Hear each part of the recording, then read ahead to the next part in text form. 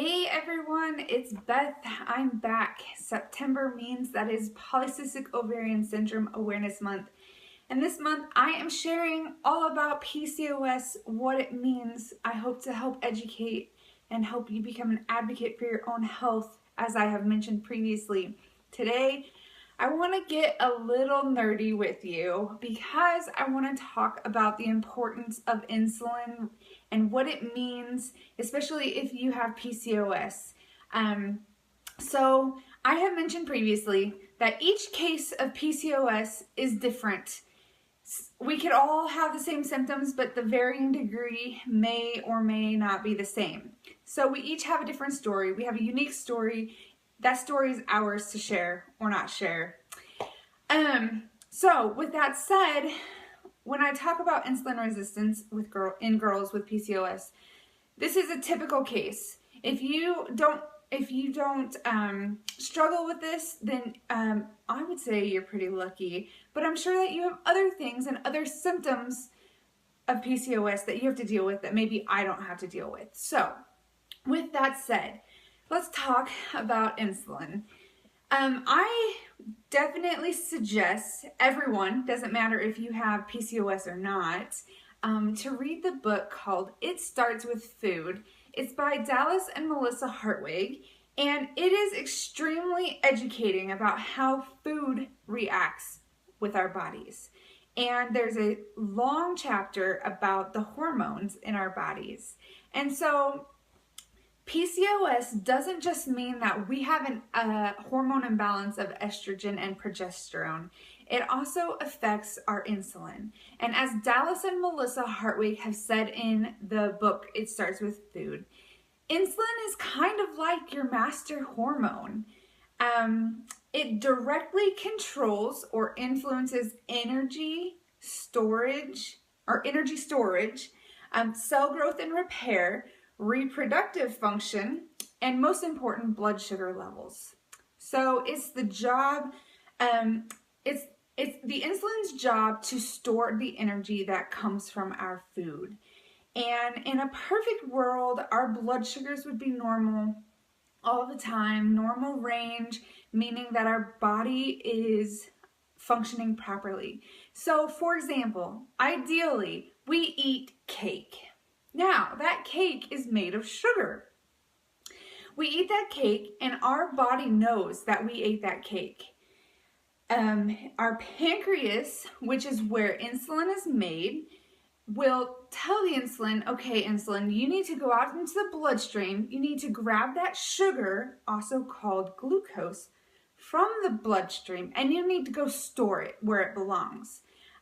Glucose is converted into glycogen and stored in our liver and our muscle cells. So the insulin grabs that sugar out of our bloodstream, it stores it where it goes, and then our blood sugars go back to normal. So you don't have that crash that sometimes you have if you eat too much sugar, but we'll get to that. I'm getting ahead of myself. So our blood sugar returns to normal. The insulin did its job properly. The sugar is stored where it needs to be stored so that our body can access it later for energy. And that's that. The cycle starts all over again when we consume sugar or carbohydrates. So that's the perfect world. I don't live in a perfect world.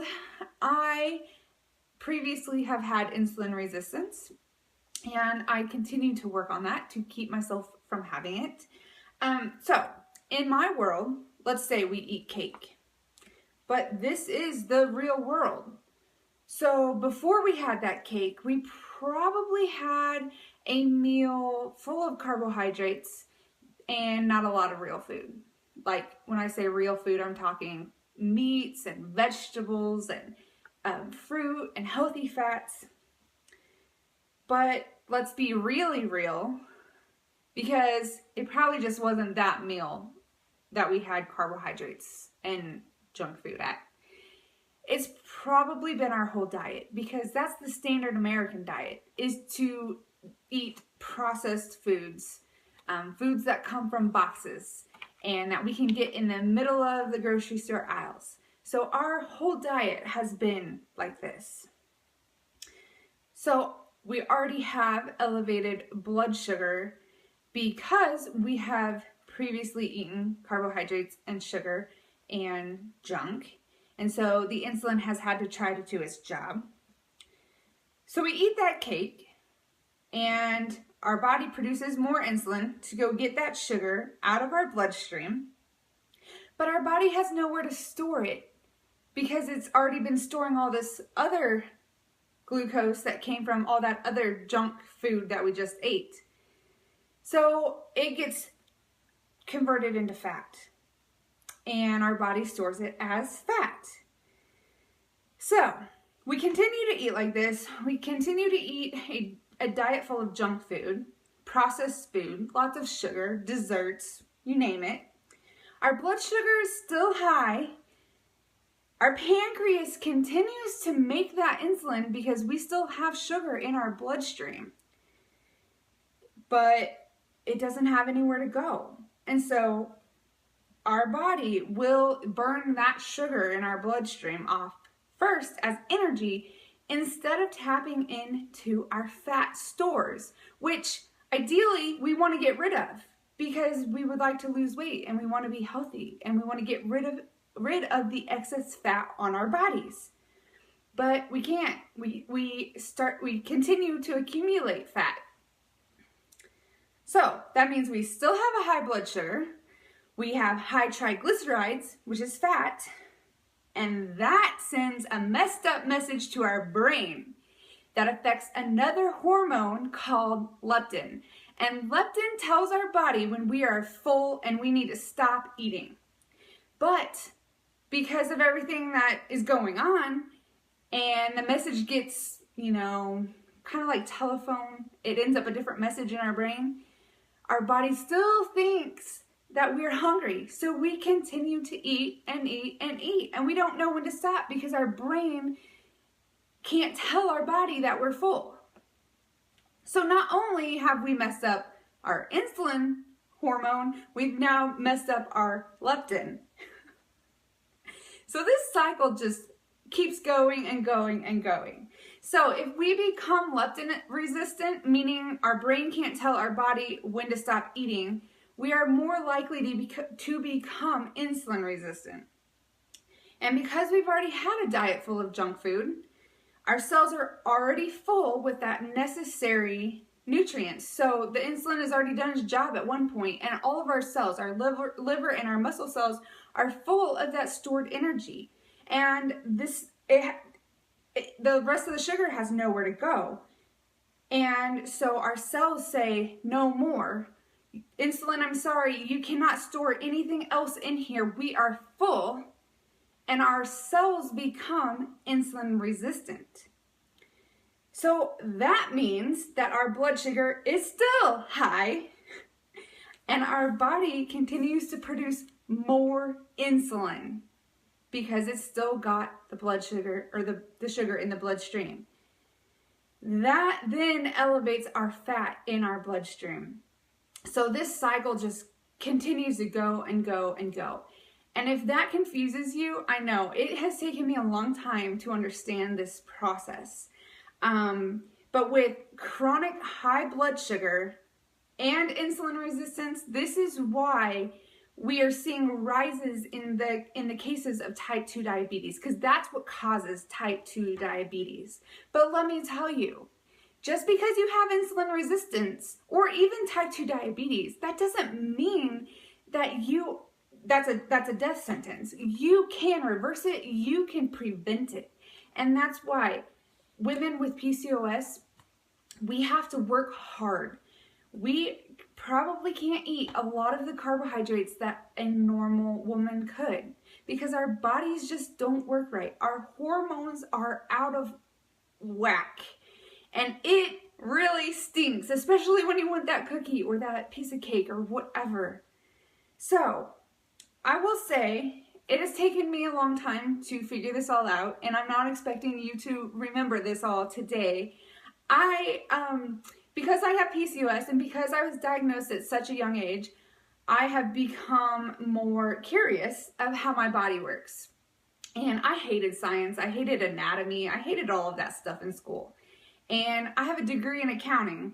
Don't ask me why, because I hate accounting now. But I am more curious about how my body works. And that has led me to get certified in sports nutrition, because I want to know more. I want to know how I can help myself. How can I prevent myself from getting type 2 diabetes? How can I prevent myself from insulin resistance, which is the precursor to type 2 diabetes? It is reversible. We just have to be a little more careful about what we eat. We have to change our lifestyle. And that's why diets do not work. Diets are meant for like a certain amount of time. And then you're like, oh yeah, on this date I'm done. I can go back to eating junk food. It doesn't work, because diets don't allow you to change your mindset. And for me, PCOS, I have the rest of my life. Once you have PCOS, well, you're born with it. You just may not know it until that you have it until later on. But you have it the rest of your life. There's no giving it up. There's no cure.